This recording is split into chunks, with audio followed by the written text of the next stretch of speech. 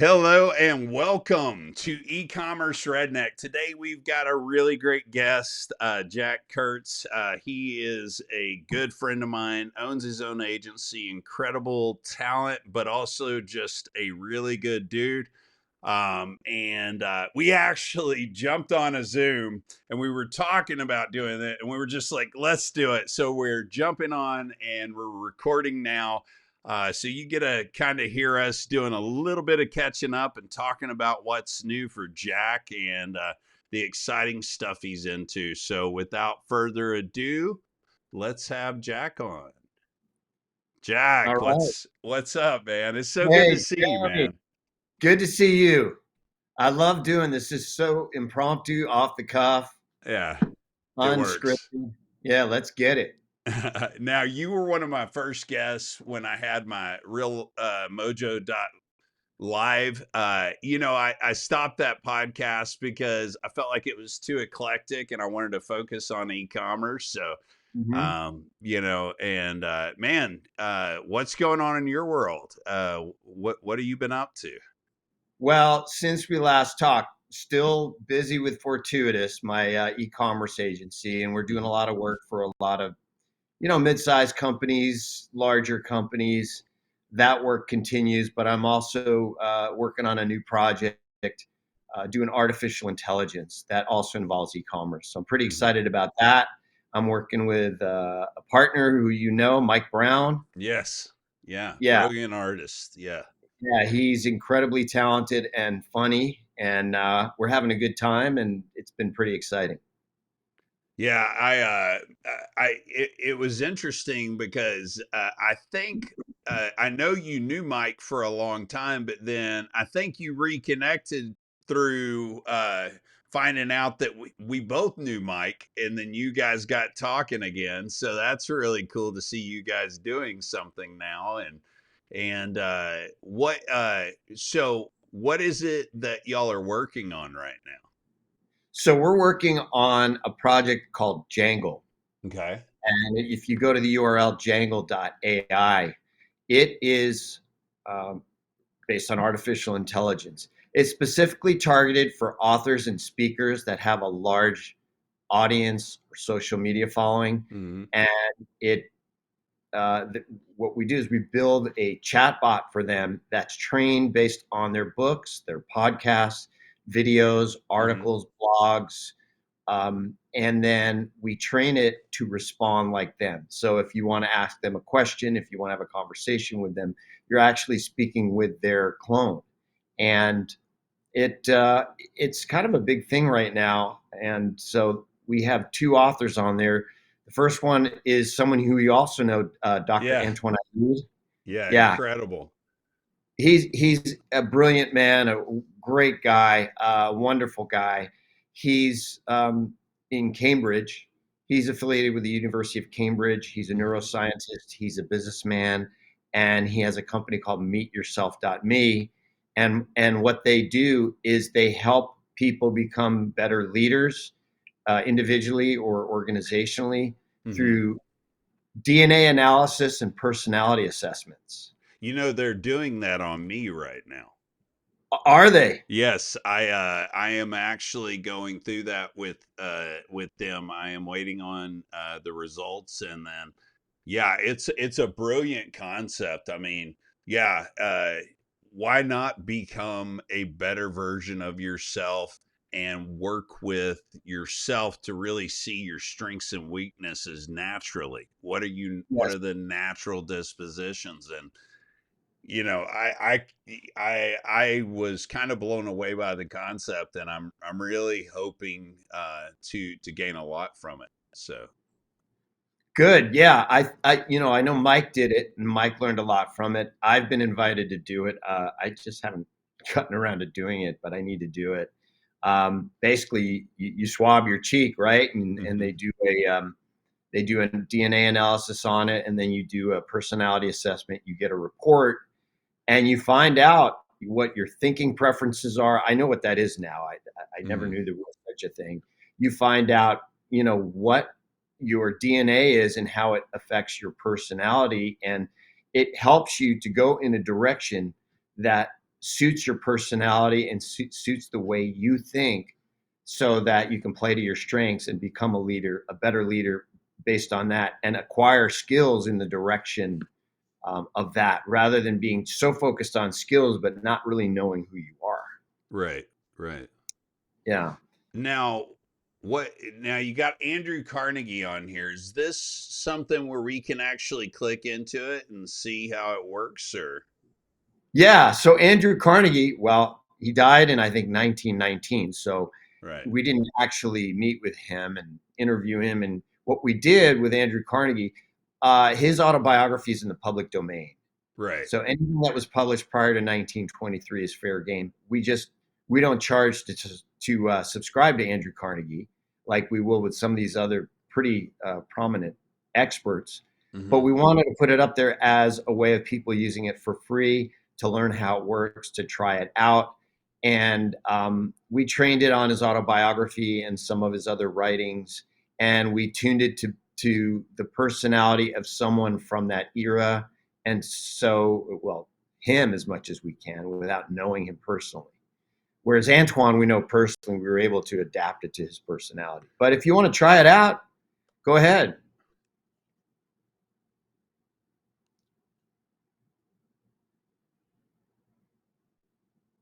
What is your philosophy about starting new businesses? Are you pulling it up? Can we see it? Yeah, yeah, it's on there, and it's Okay. oh wow.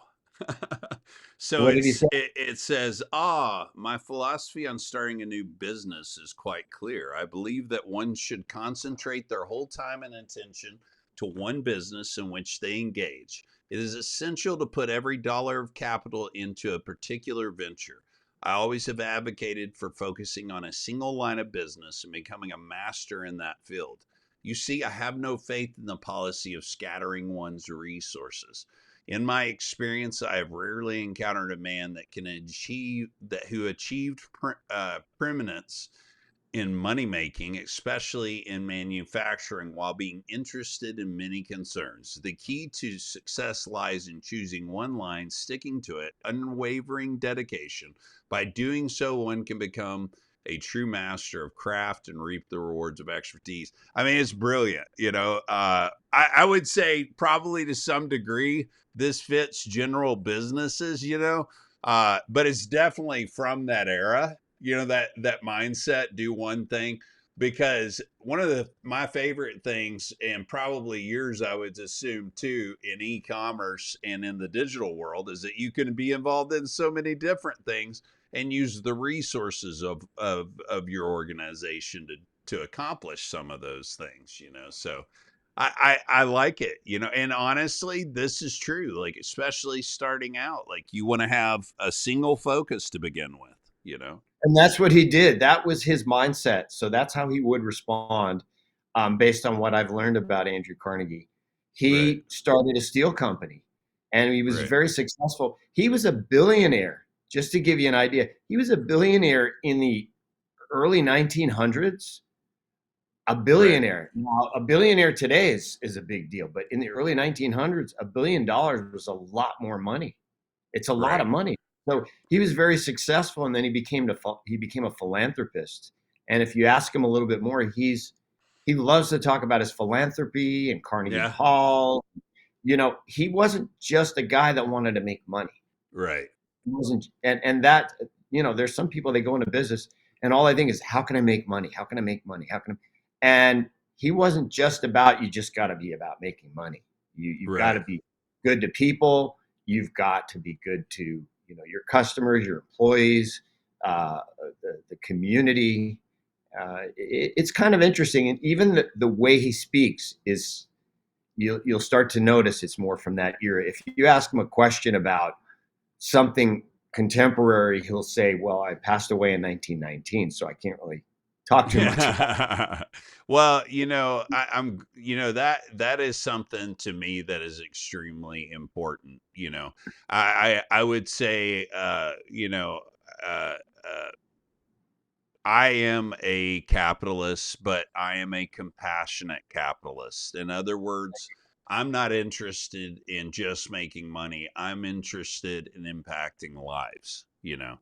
And because of that, like I think it, when you approach it with that kind of a thing, you know, where it's like you have purpose in life beyond just making money, it's so much more fulfilling, you know, because you can accomplish so many things, change so many lives, help so many people if you are not just focused on money. So I love that. And I love that, you know, this actually will allow people to learn more about the philosophies of some of these people in general about certain things, and the idea that you can go back in time sort of and ask a question and get a response that's gathered from those specific resources, that you know what he thinks about these things. Ah, and as this grows, you know, think about it. C.S. Lewis is also about to come into public domain, a lot of his works. So, you know, Mm-hmm. people like that, as you add them, I would love to have a conversation with C.S. Lewis or Martin Luther King Jr., you know, and I've literally consumed every piece of literature that Martin Luther King Jr. ever wrote, every speech he's ever had. I've listened to every one that I could get my hands on. So Hey, you have his picture on your wall behind you. I sure do. It's let's see, yeah, over there, right there, It's your yeah, right hand over your. I think it's. yeah. Oh, over there, over there, Yeah, yeah. that's right. Yeah, there But it is. There he is. yeah, yeah, And his birthday's coming up. yeah, yep. Yeah, And you know, it's funny. We were actually talking before we got on here, and you had asked me about the name eCommerce Redneck, and I did. Yeah. yeah, and so you know, it's came up a couple of times with a couple of people, not a lot of people.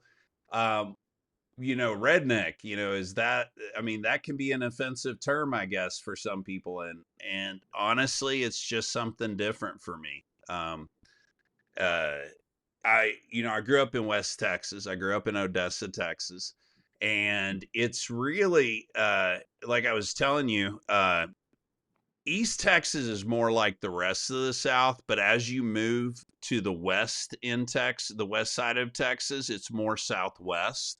So the culture is heavily Hispanic, and there's a lot of white people too, but there's, you know, all sorts of different folks right out there. Those are the two major groups out there. There's obviously African American population as well, but you know, I grew up where my dad was a businessman, and he had been a bull rider. You know, my great grandfather was a U.S. Marshal in Big Bend country, and you know, we have a lot of history, 5 generations here in Texas. But I grew up with a really good type of redneck, right? Like we were talking about, you know, capitalist but compassionate, right? He was a very compassionate business owner, and saw him, you know, with his employees just be, you know, so personal and just loving and kind. He had been a youth pastor, and he had a glass door in his office like a lot of pastors like to do for accountability, you know, and I don't know how many times that I saw my dad get down on his knees and pray for somebody. You know, he really cared about his employees, and you know, they were white, black, Hispanic, whatever, you know, but they were family to us. And so I never grew up with this shade of redneck or country, or I didn't grow up in the country, but I did, you know, grow up with my family being out there and getting to go out and ride horses and stuff. And so, but I grew up with this idea that every man was, you know, his character mattered. You know, that's what actually mattered. And then at 7 years old, I read a Martin Luther King book, and I became a fanatic from then on out. You know, in fact, and I don't know where it is. Oh, it's right here. So even on my desk in front of me to remind me of his teachings and some of the things that he says, I have a little bust that was from his house that he grew up in. So yeah, I mean, it's definitely not that. It really is about being a gentleman. It really is about being hospitable and loving and kind, and it really is a different shade on that. But uh you know, I'm glad you mentioned that because I think it's important to note that that's definitely not the kind of, I mean, that the kind of redneck that I am is not necessarily what some people have stereotypical in their mind. Right. And that's, something, one of the things we're talking about is how important it is to listen to one another, Hmm. because, some of us have different views from one another. Right. And nowadays the media is kind of dictating that we should all be arguing with each other and be against each other. And the media, the politicians, like, they're trying to divide us. And Hmm. it's really important for us to be able to connect with each other and really listen to each other Right. and try to understand one another rather than prejudge and automatically assume that a person is a bad person or a good person or somewhere in between, just because they have either a differing view from you or the same view from you. Right. At the end of the day, we're all human beings, and we're all flawed in some way. Right. you Exactly. know, human, but the thing that we all have in common is we all have a heart. And if we connect with each other from the heart, we can get way past all of this stuff that we're all arguing about, disagreeing on, and really connect with each other as, from our essence, as humans, as Yeah. sentient beings. Well, you know too, I think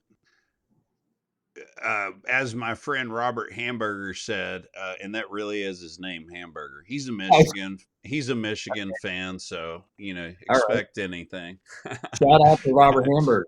Yeah. Yeah. Anyhow, uh, he said, for the last century or at least 50 years, we've been letting the media in our houses, and they argue all the time. And so we think that when we approach one another, we should argue the same way that, we've let them train us on this.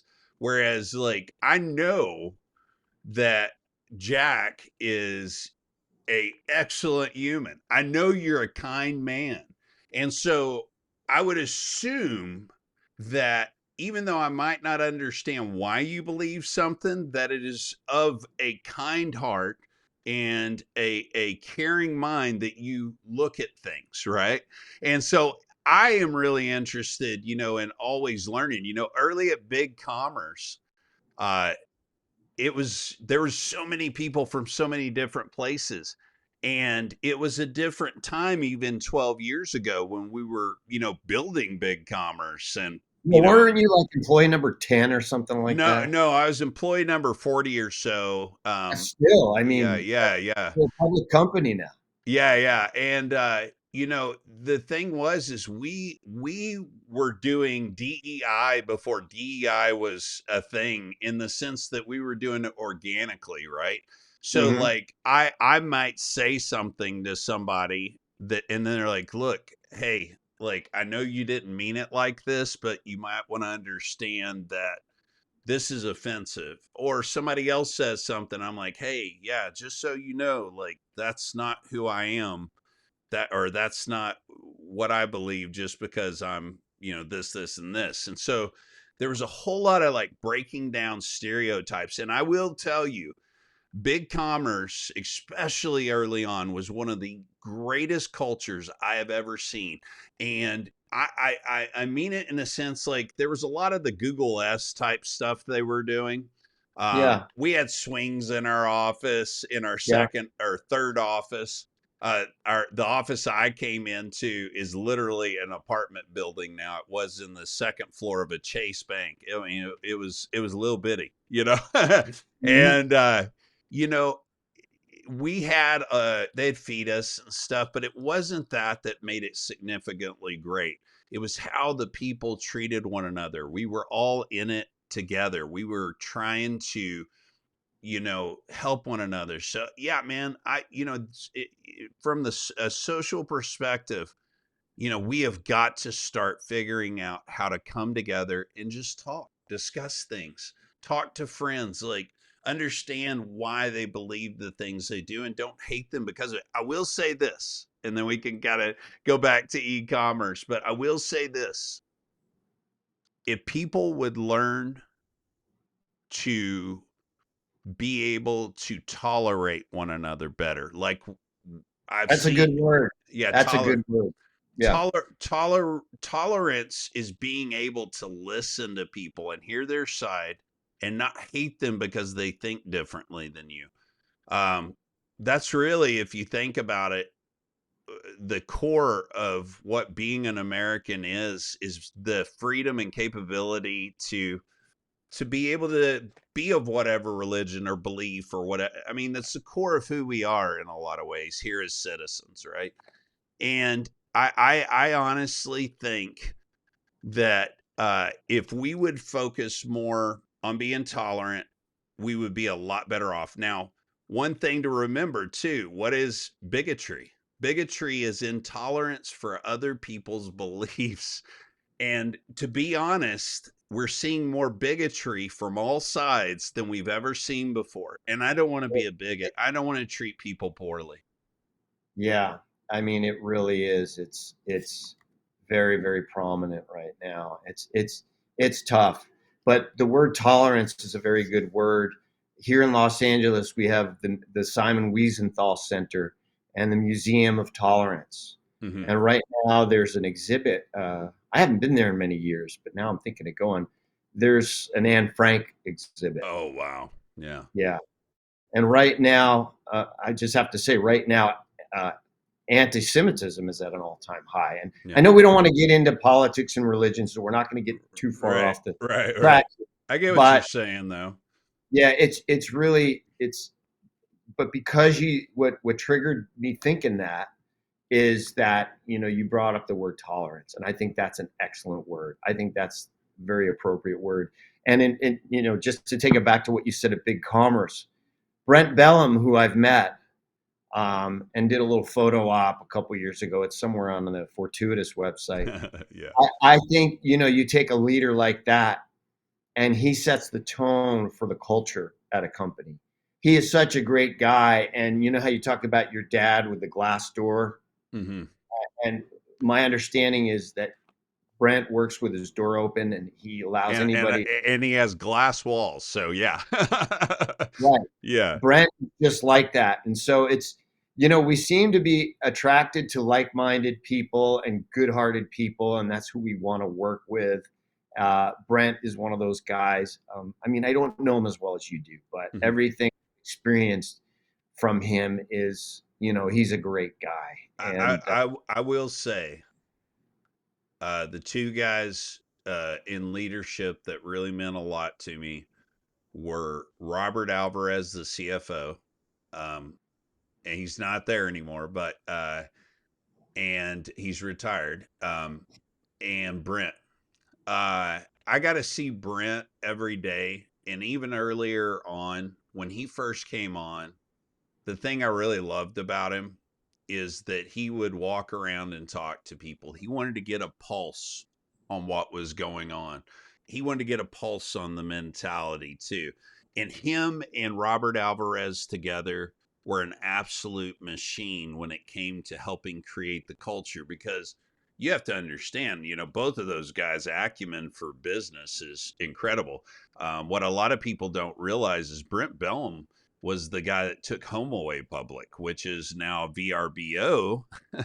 oh, okay, I Yeah, didn't know yeah, that. I believe Is it that is. right? I could Okay. be I could be wrong, but I think it translated into VRBO.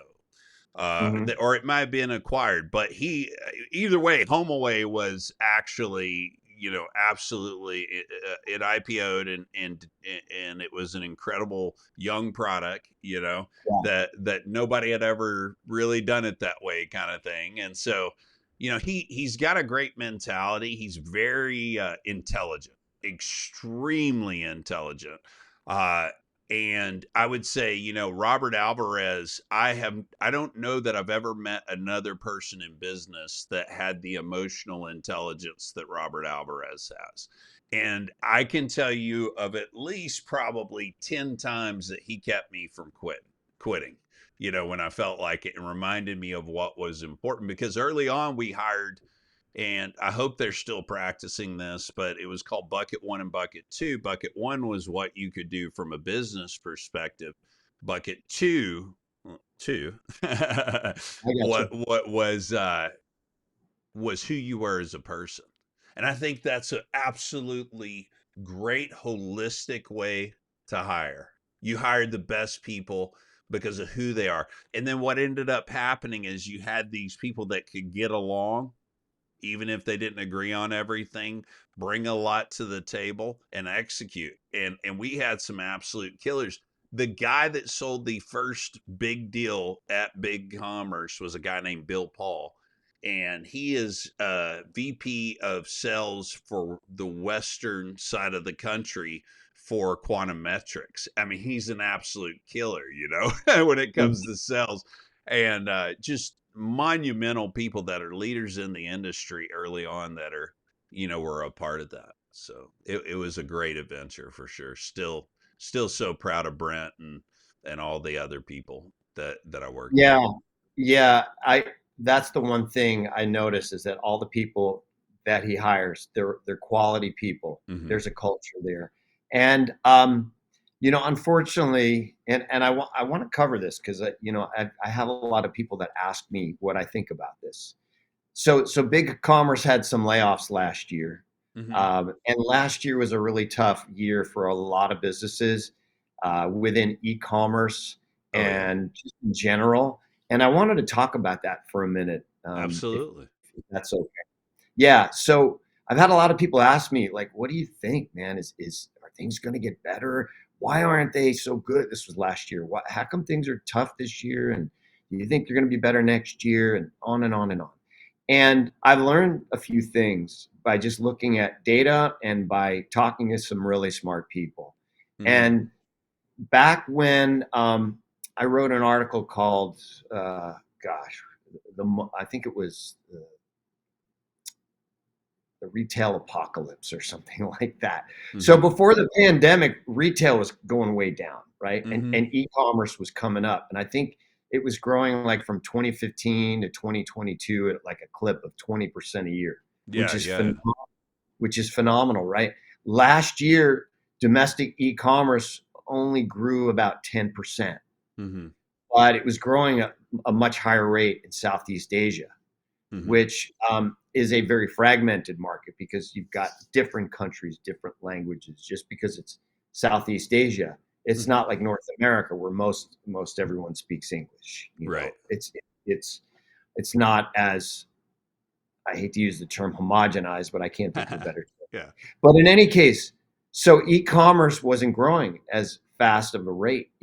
Once I think it reached like a very peak during the pandemic because everybody was ordering online and staying at home, or a lot of people were.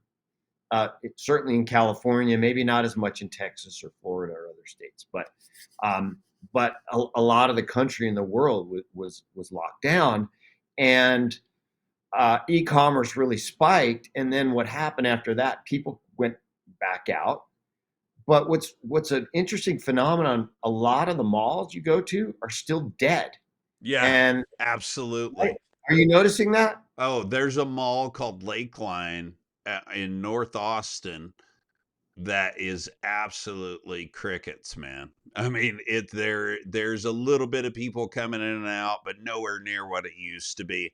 There's one mall that's kind of thriving, but yeah, there malls it seem to be going away at some point, because probably primarily because of this type of thing, e-commerce, but also like if they're gonna have a store, a lot of people are just doing independent, outdoor Pop- mall or type situations. Like pop-ups or kiosks or things like that. Well, no, I mean just like I forget what you would call it, but like more of a shopping center. Yeah. Yeah, like the malls out here are largely, a lot of the stores are accessible outdoors. You go Right. from Right. stores, Right. schools too. It's because of the weather, but the malls are kind of dead, and Starbucks pulled out of the malls. Yeah. Starbucks is all about the drive-through experience, and even Right. in like the more urban areas, you can't even go inside a Starbucks and sit down and have a cup of coffee because employees were afraid for their lives. There's a lot of Mm-hmm. violence now. And I think that's the other reason why people aren't going out to the malls as much. They're scared, Mm-hmm. you know. That's just my perspective. But Mm-hmm. the other part, I think the reason why e-commerce took a dive last year, and technology in general, we saw a lot of layoffs over the last couple of years, Mm-hmm. was not only that, there was a drop off in e-commerce and all of that, but my accountant told me that the IRS changed a rule about R&D credits. Mm-hmm. So at one time, let's say a company like, I don't know, Facebook or even Fortuitus, my company, could have a certain percentage of employees on the payroll that were being paid to do technology R&D, Mm-hmm. and then you could write that off for that same year, that cost. And the IRS changed the rule, and don't quote me because I'm not an accountant, but I have to put that caveat out there because I'm Yeah. not Yeah. giving anybody financial advice. This is just what I heard.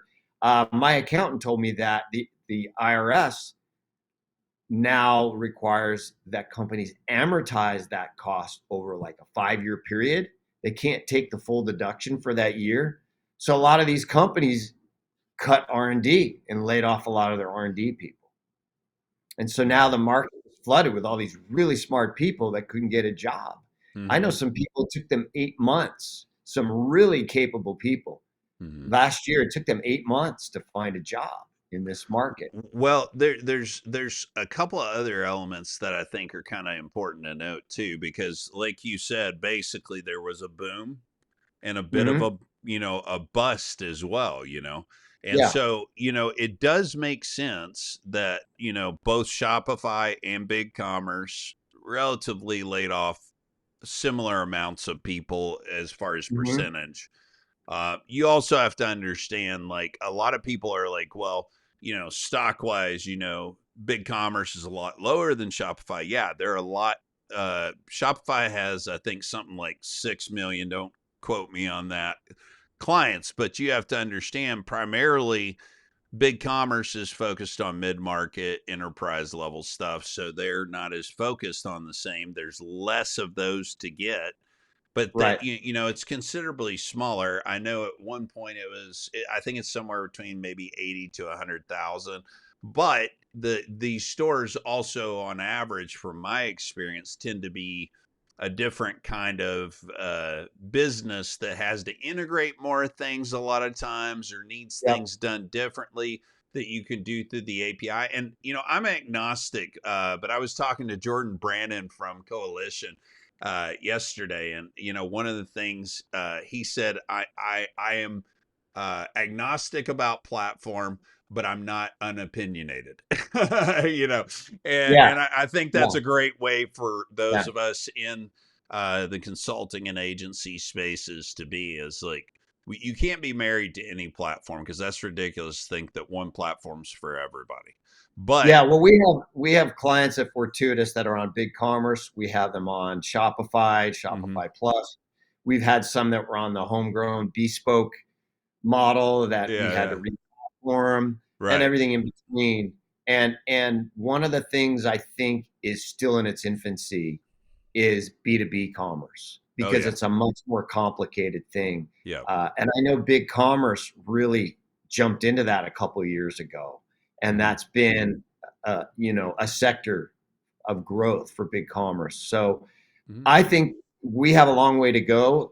Business to consumer, you see a lot of that nowadays. yeah, It's harder for a manufacturer or a distributor for a myriad of reasons, which I don't think we have time to get into, but it's harder for them to shift from their old ways using EDI and third party logistics and all that, and to get that all working in an e-commerce environment where they don't have this arcane order entry system that their sales reps are using.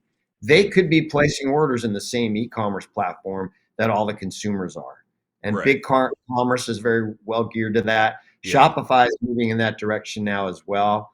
But I think that's where a lot of the growth's going to come in absolutely. this net. You agree? Okay. Oh yeah, well, and here's the thing, you cannot, when you have that many people that are in a field and then it doubles in size or whatever it did, it seems like it doubled.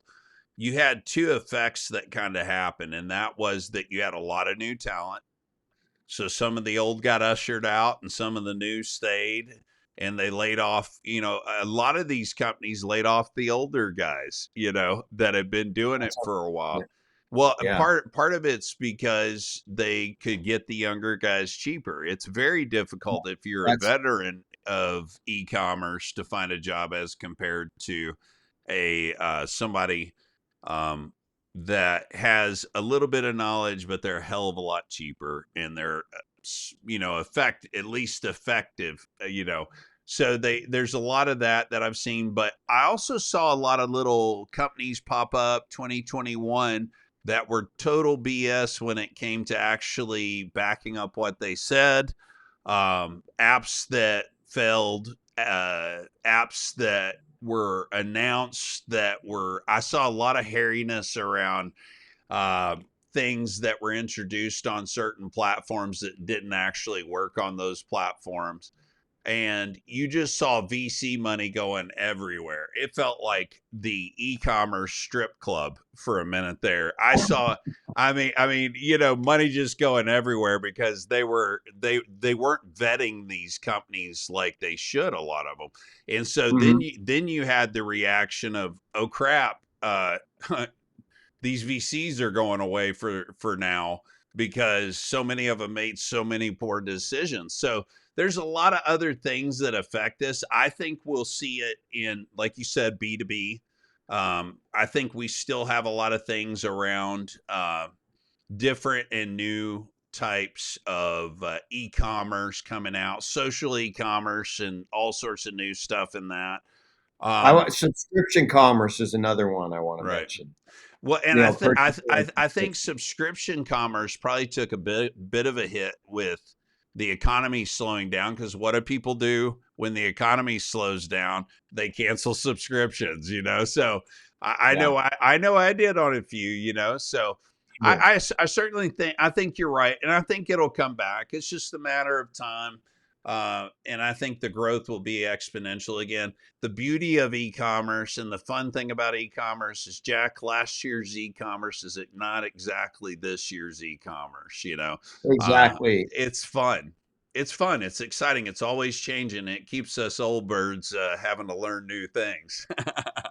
Yeah, I mean, I'm learning. I'm still learning every day. I still Right. love what I do. And now getting into artificial intelligence and tying it in with e-commerce and subscription commerce has been a really fun challenge. And offering a digital product through Jangle, for example, but continuing with the agency business at Fortuitas. Uh, I mean, we've taken on new clients at the end of the year and rolling into this year. So I'm Hmm. very optimistic about this year. We survived last year. We all did, right? We're Hmm. still here, but it's a new year, and I think there's a lot of good stuff that's going to happen this year. Absolutely. Well, looks like we're kind of coming to the end of our time. I know you've got to Yeah, go and I've got to go too. Man, it was right. so great to have you on here, Jack. Thanks, man. I got to tell y'all guys, this gentleman right here, not only is he an incredible e-commerce expert, he's a really good person. He's a really good dude. So happy to know you, and he has an incredible business, several businesses now. And why don't you go ahead and make your plugs and plug away, and let people know where they can find you and Oh, all of that. well, thanks for the kind words. It's always a pleasure to do this with you. This is my second time. I'd love to come back and do it again. Anytime, Um, brother. I'll just say, if you're looking for an e-commerce agency that specializes in omni-channel and systems integration, Fortuitus.com. That's Fortuitas.com. If you're an author or a speaker with a big audience and you don't have enough time to talk to everybody because everybody's coming up and asking you questions and you're in demand, uh, take a look at Jangle AI. And for those of you that have authors and speakers who you want to pick their brains, hopefully they'll end up on our platform and be able to help you out as well. And that's what I got here, Jeremy. You're so gracious inviting me, and I'm glad we did this kind of off the cuff, Yeah. impromptu, and this has been a lot of fun. Hey, man, I enjoyed it. Thank you so much for coming on. And I appreciate all of y'all for watching. Keep tuned and we're on YouTube, Facebook, and LinkedIn. And we're actually going to be uploading all our episodes to Spotify. So stick around, and Right. we'll have a lot more coming. All right. Thank you, Jack. All right, Jeremy. See you soon, I hope. All right. Thanks. Take it. Thank you for watching the eCommerce Redneck Show. We're so excited to bring this to you, hopefully giving you lots of good information about e-commerce as it relates to you. If you're interested in working with me, simply go to cartconsultant.com and schedule a preliminary call for us to evaluate your needs and see how we can help you. I look forward to doing many more episodes and hopefully being a staple in your LinkedIn and YouTube feed. We'll talk to you soon.